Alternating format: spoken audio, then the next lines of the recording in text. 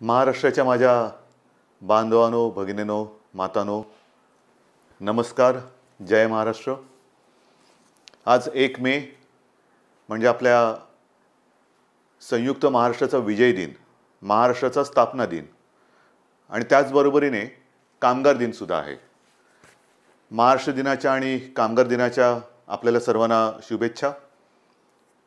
संयुक्त महाराष्ट्र म्हटल्यानंतर साहजिकच आहे, मला जुन्या आठवणी आठवतात, ज्या माझ्या आजोबांनी सांगितलेल्या आहेत, ज्या मला माझ्या वडिलांनी म्हणजे शिवसेना प्रमुखांनी सांगितलेल्या आहेत. तो काळ होता, तो संघर्षाचाच होता, लढ्याचाच होता. मुंबई जी काय आपल्याला मिळाली ती अशीच नाही मिळाली, बलिदान करून ही मुंबई आपण मिळवलेली आहे. आज सकाळीच मी हुतात्मा स्मारकाला वंदन करून मंत्रालयात ध्वजारोहण करून आलो. आजपर्यंत हुतात्मा चौकात किती वेळा गेलो असेन, अनेकदा गेलेलो आहे. पण आज जे काही मी तिथे गेलो होतो, एक क्षणभर का होईना पण माझ्या अंगावरती रोमांच उभे होते. कारण मी आज जो गेलो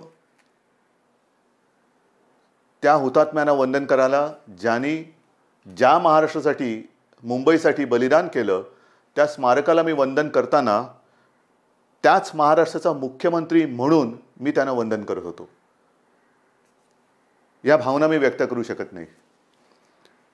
ज्या लढ्यात माझे आजोबा अग्रणी होते, शिवसेना प्रमुख, त्यांच्यासोबत माझे काकासुद्धा होते. एकूणच आमचं घराणं त्या लढ्यामध्ये पूर्णपणे सामील झालेलं होतं. ती चळवळ होती. या तिघांची तर आठवण आलीच. पण साहजिकच आहे, त्यावेळेला ज्या घरामधनं हे सगळं काही घडत होतं, अनेकदा बैठका होत होत्या, लढ्याच्या दिशा ठरवल्या जात होत्या, अनेक जण त्याच्यामध्ये होते. मग कधी मला घरी आलेले सेनापती बापटी आठवले, शाहीर अमरशेख आठवले, किती नावं घेऊ. पण त्या सगळ्या काळामध्ये घर व्यवस्थित सांभाळणारी माझी मा देखील मला आठवली. आणि त्या सगळ्यांना वंदन करून मी आज आपल्याशी बोलतो आहे. योगायोग आहे महाराष्ट्र दिन आणि कामगार दिन. म्हणजे ज्या गिरणी कामगारांनी पराक्रमाची शर्थ केली, कामगारांनी पराक्रमाची शर्थ करून ही मुंबई मिळवून दिली, ते दोन्ही दिवस एकत्र आलेले आहेत. त्या अनेक कामगारांना ज्यांनी या संघर्षामध्ये कष्ट घेतले, बलिदान केलं, रक्त सांडलं, त्या ज्ञात आणि अज्ञात सर्वांनाच मानाचा मुजरा करून मी आज आपल्याशी संवाद साधतोय. 1960 म्हणजे आज जवळपास नाही, आज 60 वर्ष झाली. जेव्हा हे आपलं सरकार स्थापन झालं, तेव्हाच आपण ठरवलं होतं की हा जो 1 मे आहे म्हणजे हीरक महोत्सव, हा संपूर्ण राज्यभरात धूमधडाक्याने साजरा करायचा. अनेक कार्यक्रम करायचे. नाईलाज आहे. आज सुद्धा मी मानवंदना किंवा अभिवादन करायला गेलो तो तोंडावरती मास्क लावावं लागला. पण हा जो काही काळ आहे, हा काळ नक्कीच जाणार आहे. मला आम्ही 1960च्या गोष्टी नाही करत, पण मला आज आठवतोय तो आणखीन एक दिवस म्हणजे 2010. कदाचित आपल्यापैकी अनेक जण त्यावेळेला आले असतील, किंबहुना बहुतेक सगळ्यांनी तो जो काही सोहळा होता, तो सोहळा दूरचित्रवाणीवरती पाहिला असेल. 2010 म्हणजे संयुक्त महाराष्ट्राला 50 वर्ष झाली होती. आणि ती 50 वर्ष आपण ज्या पद्धतीने साजरी केली होती, ते सगळे प्रसंग, त्या सगळ्या घटना जे तिथे उपस्थित होते त्यांना ते आठवल्याशिवाय राहणार नाही. मी जिथे राहतो कलानगर, त्याच्या बाजूलाच बांद्रा कुर्ला कॉम्प्लेक्स आहे. 1 मेला लाखो लोक, अक्षरशः लाखो लोक तिथे जमली होती. स्वतः शिवसेना प्रमुख होते, बाबासाहेब पुरंदरे होते आणि विशेष म्हणजे लता दिदी होत्या. लता दिदी, तुम्हाला सुद्धा मी नमस्कार करतोय. तुमचे सुद्धा आशीर्वाद सोबत पाहिजेत, जे आहेतच.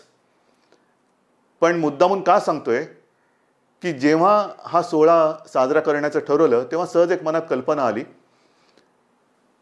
1960 साली शिवतीर्थावरती, शिवाजी पार्कवरती लता दिदींनी हे गाणं गायलं होतं, बहु असो तो सुंदर. आणि 50व्या वर्षी मी दीदींना विनंती केली की दीदी तुम्ही पाहिजे आहात, तुम्हीच ते गाणं गायचं आणि अक्षरशः 1 सेकंदसुद्धा खूप होईल. पटकन त्या म्हणाल्या हो मी आले. आणि मग दिदी आल्या होत्या, हृदयनाथजी होते, उषाताई होत्या, अनिल मोहिले होते तेव्हा. आणि दिदीनी लाखो लोकांच्या सोबत ते गाणं पुन्हा गायलं होतं. अजूनही ते गाणं टवटवीत आहे, ताजं आहे. आणि आज त्याच ग्राउंडमध्ये 60 वर्ष होताना आपण ह्या कोरोनाच्या विरुद्ध जी लढाई चालू आहे तिथे पवेलियनचं एक प्राथमिक आरोग्य केंद्र उभं करतोय. ही BKCची गोष्ट आहे. दुसरा एक अतिशय महत्त्वाचा कार्यक्रम आपण घेतला होता, शिवसेनेच्या माध्यमातून घेतला होता. तो म्हणजे गोरेगावला जिथे एक्झिबिशन ग्राउंड आहे तिथे एक विश्वविक्रम केला होता, रक्तदानाचा विश्वविक्रम. त्याच्यामागे एक कल्पना अशी होती की अनेक हुतात्म्यांनी रक्त सांडून जी मुंबई आपल्याला मिळवून दिली त्या मुंबईच्या रक्षणासाठी आम्ही रक्तदान करून शपथबद्ध होत आहोत. आणि मला अभिमान आहे की अवघ्या 12 तासात आपण तो चमत्कार घडवला होता. 25,000 पेक्षा अधिक रक्तदात्यांनी रक्तदान करून एक आगळा वेगळा विश्वविक्रम केला. तो आज देखील महाराष्ट्राच्या नावावरती कायम आहे. आज तिथेही जसं BKCमध्ये आपण प्राथमिक आरोग्य केंद्र उभं करतोय अनेक बेड्सचं, रुग्णशय्या, तसंच त्या ग्राउंडवरती सुद्धा आपण रुग्णशय्या करतोय, बेड्स.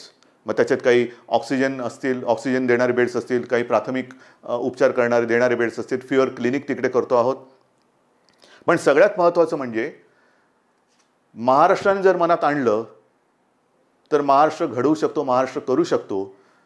महाराष्ट्राने जो रक्तदानाचा विश्वविक्रम केलेला आहे हे महाराष्ट्रच करू जाणे. आणि तोच आज महाराष्ट्र पुन्हा एकदा या कोरोनाच्या विरुद्ध लढाईला उभा आहे, नवे लढतो आहे. कित्येक गोष्टी आपण केल्या. संयुक्त महाराष्ट्राचं दालन शिवाजी पार्कच्या बाजूला केलं. या अशा अनेक गोष्टी केल्या. त्या असं वाटतं या काल परवाच झालेल्या आहेत. 50 वर्ष होऊन गेली, आज 60 वर्ष झाली. महाराष्ट्र पुढे जातोच आहे. असं काय नाही की महाराष्ट्राला फक्त 60च वर्ष झालेली आहेत. महाराष्ट्राच्या पराक्रमाच्या गाथा ह्या कित्येक शतकाच्या आहेत. अनेक जण आले, अनेक राजवटी आल्या आणि गेल्या, पण महाराष्ट्र तसाच राहिला. महाराष्ट्राच्या परंपराही तशाच राहिल्या. साधू संतांची परंपरा असेल, वीरांची परंपरा असेल, लढवय्यांची परंपरा आहे. कोणतंही असं क्षेत्र नाही की जिथे महाराष्ट्र कमी आहे. महाराष्ट्रात काही उणं आहे. मग ती क्रांतिकारकांची घ्या, राज्यकर्त्यांची घ्या, त्याच्यानंतर अगदी समाज सुधारकांची घ्या, अंधश्रद्धा निर्मूलन असेल, अनेक ज्या काही वाईट रूढी परंपरा होत्या त्या रूढी परंपरा मोडून तोडून टाकणारा असा हा आपला पुढे जाणारा महाराष्ट्र आहे. आधुनिकतेकडे जाणारा महाराष्ट्र आहे. बुरसटलेलं फेकून द्या आणि नवीन काहीतरी घ्या, हा संदेश, ही दिशा हा महाराष्ट्र नेहमी देशाला दाखवत आलेला आहे. किती नावं घ्यायची आपण, जी नुसती घेतो नावं, डॉक्टर बाबासाहेब आंबेडकर, शाहू फुले, अगदी छत्रपती शिवाजी महाराज. अत्यंत बिकट अशा परिस्थितीमध्ये ज्यांनी स्वराज्याची स्थापना केली. आणि औरंगजेबाला सुद्धा कळलं की महाराष्ट्र असं तसं नमणारा नाही. 27 वर्ष औरंगजेब या महाराष्ट्राची झुंजला पण यशस्वी होऊ शकला नाही. असा चिवट, जिद्दी, हिमती आणि लढवय्या महाराष्ट्र आहे. आणि त्या लढवय्या महाराष्ट्राचा आज तुमच्या आशीर्वादाने मी मुख्यमंत्री आहे. हे एवढे सगळे मला साथी सोबती, लढवय्ये कणखर साथी सोबती मला लाभल्यानंतर मला लढाईची परवाच नाही आहे. मला तर मी या लढाईमध्ये तुमच्या भरोश्यावरती जिंकलेलोच आहे, या हिमतीनेच उतरलेलो आहे.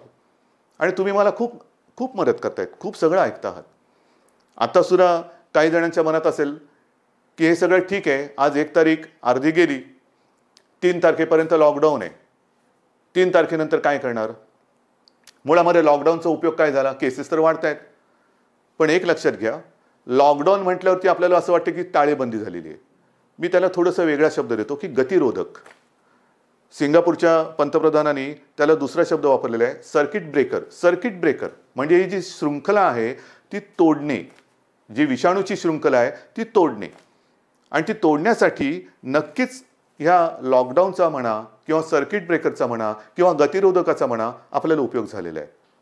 नाहीतर आपण कल्पना करू शकत नाही एवढ्या झपाट्याने किंवा पटीमध्ये या विषाणूचा गुणाकार झाला असता. नक्की म्हणजे अगदी नक्कीच आपण हा गुणाकार कंट्रोलमध्ये ठेवलेला आहे. तरी देखील आकडे वाढत आहेत. का वाढत आहेत आकडे? हे जे आकडे वाढत आहेत हे जिथे जिथे आपल्याला पहिल्यांदा या रुग्णांची नोंद झाली त्यांच्याशी अति निकटच्या संपर्कात आलेले लोक, मग थोड्या अधिक लांबून संपर्कात आलेले, अशी जी आपण काही विभाग केलेले आहेत ज्याला कंटेनमेंट झोन म्हणतो आपण, जे सील केलेत. आणि काही लोक आपण क्वारंटाईनमध्ये ठेवलेले आहेत, काही जणांना घरात ठेवले, काही जणांना आपण ज्या सुविधा तयार केल्यात त्या विलगीकरण कक्षात ठेवल्यात. ह्या ज्या केसेस वाढत आहेत ह्या त्याच्यामध्ये जास्त वाढत आहेत, त्याच्यात जास्त वाढत आहेत. अगदी हिंगोलीमध्ये सुद्धा 20-25 लोक वाढले. मी मुद्दामून चौकशी केली, सगळे रिपोर्ट्स माझ्याकडे येत असतात. चौकशी केल्यानंतर असं कळलं की जे आपले पोलीस दलातील जवान आहेत, जे एका ठिकाणी बंदोबस्ताला गेले होते आणि बंदोबस्त करून त्यांची ड्युटी संपल्यानंतर पुन्हा आपल्या ठिकाणी परत आले, दुर्दैवाने त्यातलेही काही लोक आहेत, त्यातलेही काही आपले जवान आहेत, पण तेही आपल्या क्वारंटाईनमध्ये आहेत. म्हणजे असं नाही की ते फिरतायत इकडे तिकडे फिरतायत, नाही, आपल्या व्यवस्थित आपल्या विलगीकरण कक्षामध्ये आहेत. त्यांच्यावरती काही जणांवरती आवश्यकतेनुसार उपचारसुद्धा सुरू केलेले आहेत. पण एक गोष्ट लक्षात घ्यायला पाहिजे की सुदैवाने जेवढे रुग्ण आपल्याला सापडत आहेत, जेवढे रुग्णांची संख्या आपल्याकडे येते आहे, त्याच्यामध्ये आज देखील जवळपास 75 ते 80% अतिसौम्य, सौम्य किंवा ज्यांना अजिबात लक्षण नाहीत अशा स्वरूपातले आहेत, पण पॉझिटिव्ह आहेत. आणि ते पॉझिटिव्ह आहेत म्हणून आपण त्यांना विलगीकरण कक्षामध्ये ठेवतो, कारण तसं ते ठेवायला पाहिजे. नाहीतर लक्षणं दिसत नसली तरी कळत नकळत वाहक म्हणून त्यांच्या माध्यमातून हा विषाणू ते दुसऱ्याला देऊ शकतात. आपण खूप काळजी घेतो. मुंबई महापालिका सुद्धा आणि इतरत्र ज्या महापालिका आहेत तिथे सुद्धा एक वेगळी पद्धत आपण एक काही दिवसापासून अंमलात आणलेली आहे. घरोघरी जाऊन, म्हणजे विशेषतः झोपडपट्ट्या, झोपड्यांमध्ये जाऊन आपण एक साधं उपकरण येतं, पल्स ऑक्सिमीटर, बोटाला लावलं की आपल्या शरीरात ऑक्सिजन किती आहे, त्याचा किती पुरवठा होतोय, त्याची टक्केवारी काय, हे सगळं कळतं. तर त्यांची तपासणी करतोय. 2 लाखाच्या आसपास किंवा त्याच्याहून अधिक आत्तापर्यंत आपण तपासणी केलेली आहे. यातनं काय मिळतं तर महत्त्वाचा जो एक मुद्दा आहे ऑक्सिजन, तो कळतो.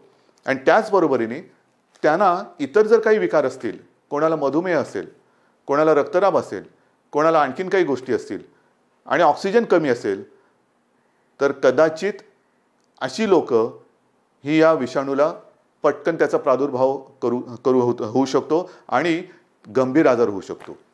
त्यांना आपण वेळेमध्ये बाजूला करतोय. जवळपास मी जे म्हटलं की 2 लाखाच्या आसपास आपण तपासणी केल्यानंतर साधारणतः 272 लोक ही आपल्याला अशी सापडलेत की ज्यांच्यात ऑक्सिजन लेवलसुद्धा कमी आहे आणि त्यांना इतर काही व्याधी किंवा विकार आहेत.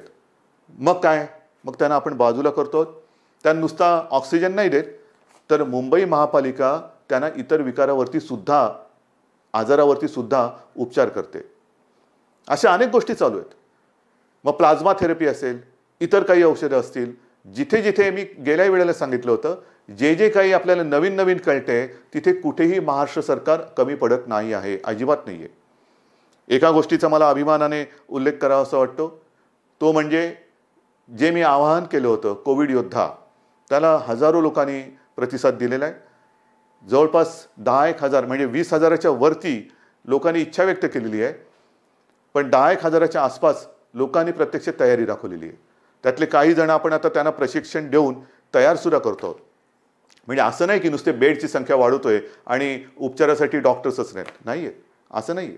आपल्याकडे तेही आपण तयारी करतोय. डॉक्टर्स तयार आहेत, नर्सिंग स्टाफ ज्याला म्हणतो तो तयार होतोय. विशेष म्हणजे मला आणखीन एका गोष्टीचा अभिमान वाटतोय की आपल्या मुंबईच्या महापौर किशोरीताई आणि कल्याण डोंबिवलीच्या महापौर या दोघींनीही तयारी दाखवलेली आहे की आम्ही पुन्हा एकदा आमची ती पहिल्या त्या परिचारिका होत्या, आम्ही पुन्हा ती सेवा द्यायला तयार आहोत. आणि मला असं वाटतं ह्या दोघींनी मध्ये मध्ये जायला हॉस्पिटलमध्ये सुरुवातसुद्धा केलेली आहे. शिक्षण तर पुन्हा एकदा घेतलेलंच आहे, तयारीसुद्धा केलेली आहे. म्हणजे महापौरसुद्धा कमी नाही आहेत, महापौरसुद्धा पुढे येत आहेत, अनेक खाजगी संस्था येत आहेत, खाजगी डॉक्टर्स येत आहेत. पण आज देखील मला असं वाटतं की खाजगी डॉक्टर्स, दवाखाने, क्लिनिक, छोटी हॉस्पिटल्स ह्यांनी अजूनही पुढे यायला पाहिजे. आणखीन काही 2 पावलं पुढे आली पाहिजेत. कारण एक दहशत आहे, कोरोनाची दहशत आहे. त्या दहशतीतून आपण मोकळं झालं पाहिजे, ज्याला मी कोविड सिंड्रोम म्हणेन. कोविड सिंड्रोम की अरे बापरे काय होणार, जर लवकर वेळेमध्ये कोणी आलं तर बरं होऊ शकतो. हे मागे मी तुम्हाला सांगितलं होतं, आजही सांगतोय. अगदी 6 महिन्याच्या बाळापासून 84-85 वर्षाच्या आजीबाईसुद्धा बऱ्या होऊन घरी जात आहेत, गेलेल्या आहेत. मग मी सुद्धा बघितलेलं, आपणही पाहिलं असाल, सोशल मीडियावरती त्यांचा व्हिडिओ आलेला आहे. त्या घरी परतत आहेत, त्यांना सगळे टाळ्या वाजवून त्यांचं अभिनंदन करतायत, त्यांच्यावरती पुष्पवृष्टी करतायत. म्हणजे होऊ शकते. कोरोना झाला म्हणजे संपलं नाही असं नाही आहे. फक्त वेळेमध्ये आलं पाहिजे. आपण जी आता व्यवस्था करतो आहोत, अनेक ठिकाणी फिवर क्लिनिक सुरू केलेले आहेत. मी आजही सांगतोय की कृपा करा, ज्यांना ज्यांना ही लक्षणं आढळली किंवा जर का जाणवली तर वेळ घालवू नका. त्वरेने या फिवर क्लिनिकमध्ये या आणि आवश्यकता असली तर उपचार करून घ्या. ठणठणीत, खणखणीत, खडखडीत बरे होऊन व्यवस्थित हसत खेळत घरी जा. सगळ्यांनाच काहीतरी व्हेंटिलेटर लागतोय आणि व्हेंटिलेटर लागला म्हणजे गेला नाही, तेही सुद्धा नाही आहे. व्हेंटिलेटरमधनं सुद्धा लोक बरे झालेले आहेत. व्हेंटिलेटर ज्यांना वापरण्याची वेळ आली होती त्यातून सुद्धा ती लोक बरी झालेली आहेत, बरी होत आहेत. ह्यातलं महत्त्वाचं सूत्र असं की वेळेमध्ये या, वेळ घालू नका. अंगावरती लक्षणे दिसली तर अंगावर आजार काढू नका. हे महत्त्वाचं सूत्र आहे. बाकी तर काळजी काय काय घ्यायची आहे तुम्हाला सांगितलेलं आहे. आता महत्त्वाचा मुद्दा, 3 तारखेनंतर काय करणार? आम्ही घरी किती वेळ बसणार? काय करायचं? अर्थचक्र रुतलंय, मोठा आर्थिक फटका बसणार, एवढी बेकारी वाढणार, एवढ्या नोकऱ्या जाणार. हे थोडंसं खरं आहे, नाही असं म्हणणं बरोबर नाही आहे. पण अर्थाबरोबर संपत्ती जर म्हणाल तर मला असं वाटतं प्रत्येक राष्ट्राची आणि राज्याची महत्त्वाची आणि खरी संपत्ती ही त्या राज्याची आणि राष्ट्राची जनता असते. तिला प्राथमिकता द्यायला पाहिजे. जनता वाचली पाहिजे. जनता जर वाचली, सैनिक, तुम्ही सगळे सैनिक आहात, नागरिक, ते जर का वाचले तर हा गाडा आपण चिखलातनं काढून उद्या सुद्धा पुढे नेऊ शकतो. पण 3 तारखेनंतर महत्त्वाचा मुद्दा जो असा आहे तो म्हणजे आपण गेल्या वेळेलाच मी सांगितलं होतं, रेड झोन, ऑरेंज झोन आणि ग्रीन झोन.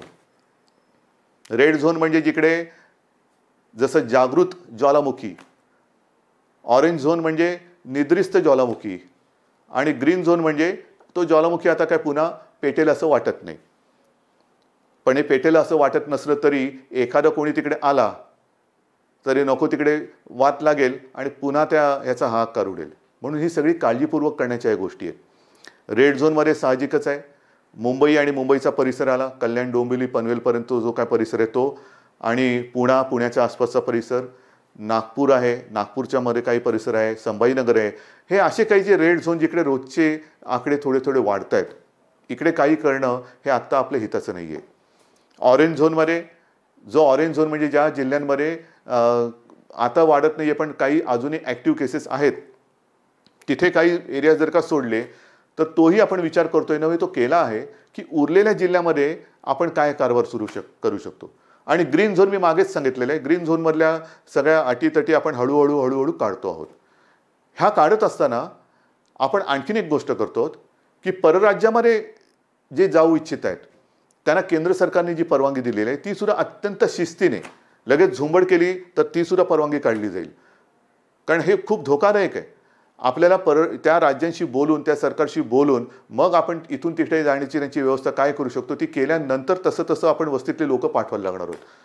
साहजिकच आहे, इतर राज्यात जी आपली लोकं आहेत त्यांना आपल्याकडे आणावं लागणार आहे.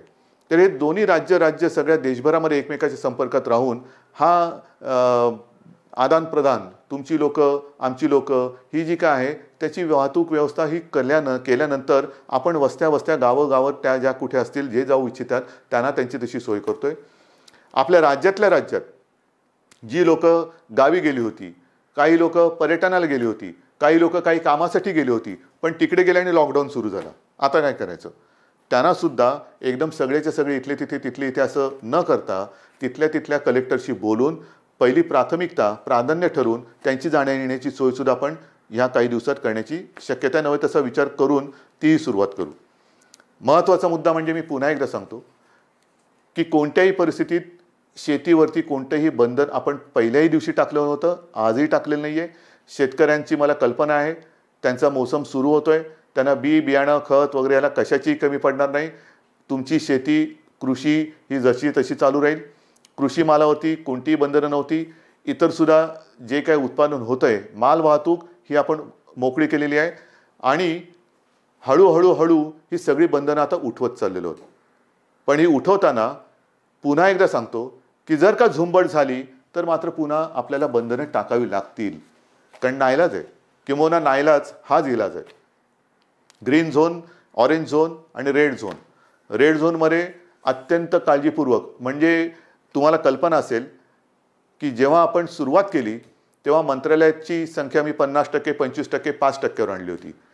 गेल्या आठवड्यामध्ये ती 5ची पुन्हा 25 करण्याचा प्रयत्न केला. मंत्रालयामध्ये काही केसेस सापडल्या. आज मंत्रालय बंद करावं लागलं. म्हणजे आपण प्रत्येक पाऊल चाचपडत नाही, पण सावधानतेने टाकायला पाहिजे. सावध राहून पुढचं पाऊल टाकलं पाहिजे. हळूहळू या सगळ्या गोष्टी होत आहेत. घाबरण्यासारखं काही नाही. मग तुम्ही म्हणाल घाबरण्यासारखं काही नाही, मग मुंबईमध्ये ही तयारी कसली? ती एवढ्यासाठी की आपण जो हेल्थ चेकअप सुरू केलेला आहे त्याच्यात ही अशी काही लक्षणं असलेली कोणी आपल्याला सापडली लोकं जी थोडी थोडी सापडत आहेत, तर त्यांना वेळेत उपचार व्हावा आणि तो उपचार करताना कुठेही हॉस्पिटल्स कमी पडू नये, डॉक्टर्स किंवा उपचारांची कुठे उणीव वाटू नये म्हणून आपण या गोष्टी करतो आहोत. मला असं वाटतं बहुतेक सगळ्या गोष्टी मी तुम्हाला सांगितलेल्या आहेत. अगदी आयुष मंत्रालयाची सुद्धा आपण मदत घेतो आहोत. होमिओपॅथी डॉक्टरने काय करायचं, आयुर्वेदिक डॉक्टरांनी काय करायचं, त्यांची सुद्धा मदत आपण फिवर क्लिनिकसाठी घ्यायचा विचार केलेला आहे. त्यांना सुद्धा आपले टास्क फोर्सचे जे डॉक्टर आहेत ते संपर्क करतायत. मुळात एक लक्षात घ्या की संपूर्ण राज्यभर एक चांगली यंत्रणा आपण आता राबवत आहोत. शहरांपुरतं बोलावं तर जिथे जिथे हे हॉटस्पॉट्स आहेत तिकडे सरकारी असतील, महापालिकेचे डॉक्टर्स असतील, खाजगी हॉस्पिटलचे डॉक्टर्स असतील, ते सगळेजण आपल्या टास्क फोर्सच्या डॉक्टर्सबरोबर जेव्हा गरज असेल तेव्हा व्हिडिओ कॉन्फरन्सिंग, व्हिडिओ कॉल किंवा फोनवरनं बोलून उपचारांची एक दिशा ठरवत आहेत. हे सगळं आपण करतो आहोत आणि करू शकतो आहोत. हे सगळं तुम्ही करत असलेल्या सहकार्यामुळे. मी गेल्या वेळेला आपल्याला सांगितलं होतं की डॉक्टर्स, नर्सेस, सगळे वॉर्ड बॉईज म्हणजे मेडिकल स्टाफ, पोलीस, कारण पोलिसांवरती आता ताण जास्त वाढायला लागलेले आहेत. काही पोलिसांना लागण लागायला लागलेली आहे. हे सगळेजण हे देवासारखे आपल्यासाठी खंबीरपणाने लढतायत, खंबीरपणाने लढतायत आणि त्यांना मदत करणं हे आपलं काम आहे. 3 तारखेनंतर जसं मी तुम्हाला सांगितलं की आत्ता जेवढी बंधनं आहेत त्याच्यापेक्षा अधिक मोकळीक ही नक्की आपण प्रत्येक झोनप्रमाणे देणार आहोत. पण घाई गडबड न करता आपण ही मोकळीक देणार आहोत. कामं सगळ्यांची चाललेली आहेत, मला कल्पना आहे. पण ही कामं लवकर सुरू करताना कुठेही आत्तापर्यंत जी काय आपण तपश्चर्या केली, आता आजपर्यंत आपण एवढं सगळी बंधनं पाळली आणि पटकन सगळी बंधनं उघडल्यानंतर म्हणजे आर्थिक फटका तर पडलाच आणि नको तो आणखीन जीवाणू जो आहे, विषाणू जो आहे तो जीवावरती उठला. तसं होऊ न देता आपल्याला पुन्हा आपल्या जीवनमानाची गाडी जी आहे, आयुष्याची गाडी आहे, राहणीमान जे आहे ते पूर्वपदावरती आणायचे. अत्यंत धीराने, खंबीरपणाने आणि सावधपणाने आपण ही पावलं टाकतो.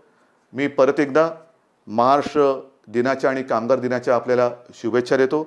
जे महाराष्ट्राचं वर्णन आहे, मंगल देशा, पवित्र देशा, महाराष्ट्र देशा, किती वर्णन करायचं. प्रत्येकाला जो ज्या ज्या नजरेने बघतो तसा तसा महाराष्ट्र त्याला दिसतो. कोण प्रेमाने वागला तर महाराष्ट्र त्याच्यावरती प्रेम करतो.